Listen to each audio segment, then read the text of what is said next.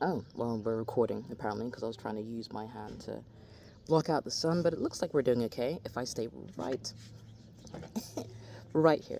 Um, I have one more day in Morocco, and then I'll be off to Lisbon. And it's day, I believe, 88 since I left the UK. And I'm just gonna ramble on with some thoughts, opening up with obviously why I even left. 23 years in the UK is a long time, especially when you only left Kenya in your teens. So, when you were 16 or so. So it's still there. It's not like it's not there, as memories and feelings of belonging is concerned. And I want to go back to that. This is a beginning of a different chapter. I'd like to think it's chapter 2. It's probably, technically chapter 38 in the grand scheme of things. Um, and a lot of people are just like, oh, are you just gonna go straight back to Kenya? And I'm like, no, let me travel a little bit, because trying to kind of hop around from Kenya is quite expensive. Like, your first flight is going to be anywhere from 3 to £600, and then you can do the short little flights that I'm doing. So I figured I'd do it the other way around, do all of the little hoppy bits now, around Europe, which is what I'm trying to do, around the US, if as when I get there as well, and then get back to Kenya and start doing my chapter 2 work.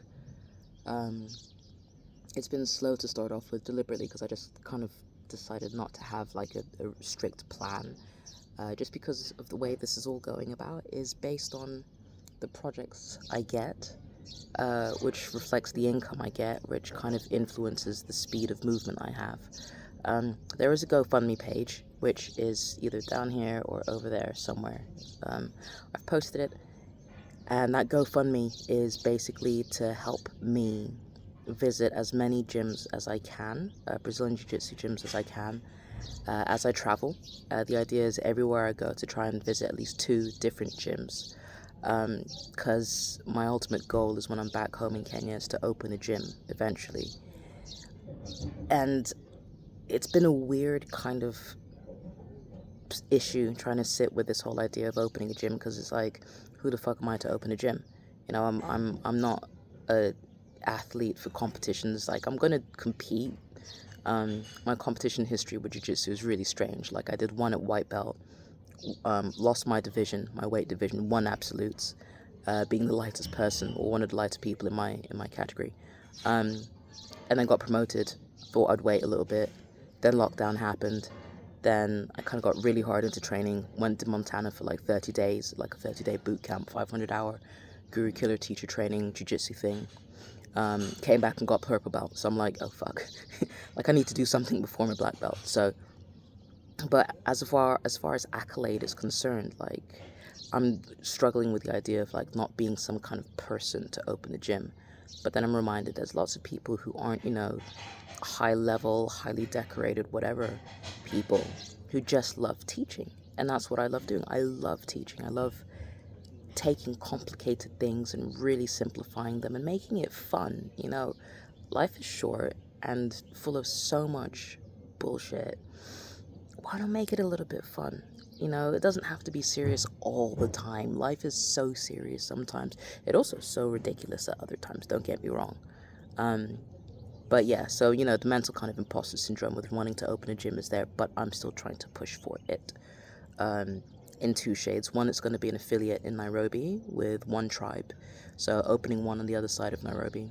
And then 2 is I'm going to buy some land, build my home on it, build a dojo on it, build a guest house on it, and have 3 alpaca, because I like knitting and I like pets. So I will look after and love some alpacas and make some really cool kimonos out of them.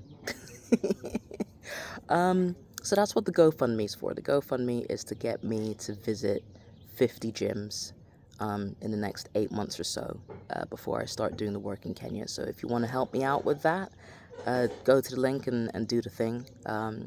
Otherwise, if you want to help on a long-term level, I also have a Patreon that I'm gonna set up. I don't know how that's gonna sit and everything. If you have ideas, let me know. But yeah, so far it's been Tenerife, Gran Canaria, and where I am right now is Morocco. Marrakesh, which has been the the weirdest one. I've been here for like 10 days and I really shouldn't have, but you know, I just kind of just the influence of lovely life in Gran Canaria kind of rose tinted my planning. So Tenerife was great as a breakaway from the UK. You know, just needed to get somewhere warm within the EU. With my being Dutch, I just figured, what's the furthest place I can go to that's the warmest? That's not going to cost an arm and a leg. And my flight to Tenerife was like, I think after adding some other things to it, a total was probably like £85 or something for like a one-way flight. And then I stayed there for, gosh, probably 4 or 5 weeks between two hostels within the same network. So Nest hostels are amazing. Really great experiences, like off the bat. Met some really great people who now I can call my friends.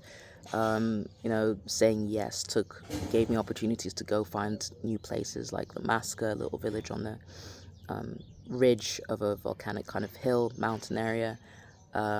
Drove out to Buena Vista Norte, had lunch on the seaside with fresh fish, had the experience to black, fine sand beaches with amazing waves, just absolutely beautiful.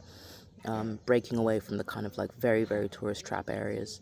The people in the hostels were all amazing and stuff. From the hustle and bustle in Adeje, I went to 2 jiu-jitsu academies, Surf Fight Club, did a lot of gi there, and then I think Tenerife Grappling Club, which is up in Adeje town, and that was no gi. And the experience between both of them was beautiful. I met a friend, an internet friend, who became a real person friend after, I think, 2.5 years of us talking online. So we're good friends, and I'm going to go back and hang out with her for sure. And then, yeah, moved off to Las Eras, which is like a quieter place on the eastern coast of Tenerife between Santa Cruz and Adeje. Probably like more Columbus areas after the airport on that side. And that was nice. It was just really, really calm. I had a plan to kind of do my yoga stuff and everything, but ultimately I just chilled out. Just really chilled out. The beach was right on the hostel location. The building itself was pretty nuts. If you go to my Substack, that's where I'm doing writing and pictures, so the link's in there as well. You'll see the pictures of this place. It's insane. I think it was built in the 70s or something, and it used to be a nun vacation place, so it's like very built just for bedrooms and, you know, I guess restoration for these nuns to come and calm down and chill out, because like you come in and the building is just rectangular, just very strictly rectangular. So you come in 2 staircases that flank left and right for bedrooms upstairs. As you go downstairs, there's bedroom downstairs, and I was in the all girls dorm on the right hand side by the volunteers bedroom. But it was lovely. I loved it. Again, I mean, the volunteers kind of made it for me. There was a guy, he's Ethiopian via Italy, as I am Kenyan via Netherlands. And he's just very funny, very loud, but very just like loving, and just always was a good vibe. And there's Timothy as well. It's Italian. So many guys, just all of them were amazing. I can't believe I've forgotten all their names. Did a little bit of yoga, did some Budokan yoga with the girls as well. And yeah, then I figured like I have to leave. Like if I don't leave, I will stay here. I'll become like a resident here. So moving to Gran Canaria, I stayed in a hostel there, Compass. I stayed in a cute little hotel first, little like singular hotel hostel space called Cactus Hostel. Really cute. Again, pictures are like in my Substack.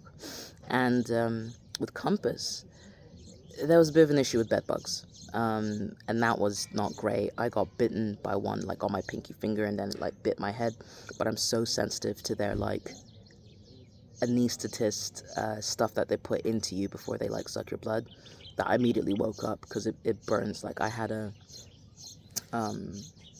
anesthetist put me under when I had to go under for like explorative surgery or whatever, and it burnt the whole way. It went up my arm. I freaking hated it. So I'm sensitive to that kind of stuff. So we had a bed bug issue. but they got on it so quickly. They were on top of it immediately. You know, let me wash my clothes for free, all of that. Great. Fumigated the space, heated the room up, did the whole thing. Victor, who's the manager, was on top of that. And then I noticed a whole plethora of volunteers disappeared, and he looked pretty stressed out. So I was just like, hey, if you need new volunteers, like if I wanted to volunteer for you, what would I need to do? And he was like, just ask. I'm like, okay, well, can I volunteer for you? And it's like, yes. And I was just like, okay, cool. So I volunteered there for an additional 3 weeks. So I had free board for 3 weeks. And in that time, I found a newer jiu-jitsu school called La Capilla, which is a crow. And I taught as well, which was really cool. Had the opportunity to teach. So I taught 3 concepts within 1 hour. And it was fun to kind of try and slowly explain in English when most of the people could only speak Spanish, you know. So body movements is really important. I made it funny, just trying to explain things like, if your hand is here, it's no bueno. Here is bueno. And they loved it, and the teacher loved it, and he black belt professor. I really appreciated that he kind of said, you know, you've got a clear passion for teaching, and a lot of people don't, or they don't know how to kind of communicate that properly. Oh, my legs are sweating. So yeah, he said that, you know, I had that, and I was really, really appreciative of that, because again, the second guessing imposter syndrome thing runs rampant and wild in my head. So a little bit of reassurance goes a long way. So I was there for, I think I probably did 9 sessions there. So gi and no gi. I tried doing 2 sessions in one day, and that did not go well. My body was like, you do not have your lotions and potions and powders to protect you, so you cannot do 2 sessions, 3 sessions in one sitting. So I learned my lesson. And yeah, being in the historical area of Las Palmas was really, really great. A little bit of architectural history is always fun, but it kind of wore thin. And the interesting thing I'm noticing now is like the kind of touristy hustle and bustle and reason why people go to places is losing its charm. I think it's pretty much kind of died now, because I'm here in Marrakesh now, and I've done the Medina. It's just a market, you know, haggling for stuff that you don't really need. I don't need anything. I can't even pack anything right now. So got that, and then obviously the beauty of the architecture is something I've enjoyed. But I'm walking around and just enjoying that. You know, there's nothing more really. I've been to the Le Jardin Secret. I could go to more gardens, but I kind of feel, again, it's a little contrived in the sense of a Eurocentric tourist trap. Again, it's not my vibe. I've done it. My parents kind of worked that out of me as a kid, because I did all of it as a child. So they're like, oh, go explore this, that, the other. I'm just like, why? I did it already, and I remember what I need to remember, and the rest of it is irrelevant. Anyway, saltiness aside, a little bit of racial, unfortunate an instance of racial bias, ignorance. Yeah, racial ignorance. I'll call it racial ignorance. Happened day before yesterday. I wanted to go to this climbing center in a really bougie mall that was like about 15-minute drive, 5 kilometers away. And trying to hail a taxi was damn near impossible, or impossible, because I didn't get one, obviously. And I reached this point where I remembered a lot of taxis stopped and picked up people and dropped people off. And I thought, oh yeah, I could get one there. And I was asking all these taxi guys, I'm like, hey, you know, are you working? Can you take me to Zara? And they were all like, no. And then 2 seconds later, like a white person would come up and they'd take them to wherever short place they're going to. And I'm like, I was happy to, you know, pay up to 150 dirham, where it, you know, going down to that place would only cost maybe 30 dirham or 50 dirham at most. So I was happy to kind of like pay way more than I should, and everyone just ignored me and just focused on the white people coming in. And even like the hustler guys who, like, you know, would identify these people and be like, where are you going, my friend, come, I got the good price for you, and then put them into a taxi. Yeah, and just ignore me, and I'm talking in French, trying to kind of explain, like, pardon monsieur, je dirais un taxi par le plaza, like, you know, very broken pathetic French, but like at least I'm trying. You know, the English people or the white people are just not even trying, they're just speaking English. So I was there in the 32-degree heat, and for about 10 minutes, I just tried and tried and tried, and then thought, you know what, fuck it, I know what this is. I see what this is, I get it. I don't like it. So I went back and just had a 0 day, and then had a 0 day yesterday where I just did nothing. So yeah, not the greatest experience here, but it's an experience nonetheless, you know. So my next move is to Lisbon, and the focus there, I'm only there for 4 days, and then after that I think I might go to Faro. I don't know, I actually need to figure that out.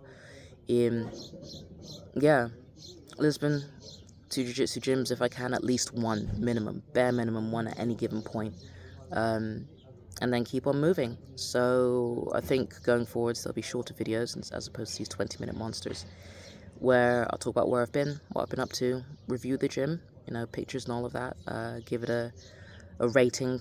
I don't know what kind of rating I'm going to do, but we'll figure it out. And then move on. So yeah, thank you for watching this whole thing. If you have, I love you. Even if you haven't, I love you still. Thanks for being here. I really appreciate it. If you skip to the end, just to kind of get the gist of everything. TLDR, I'm traveling and things are happening.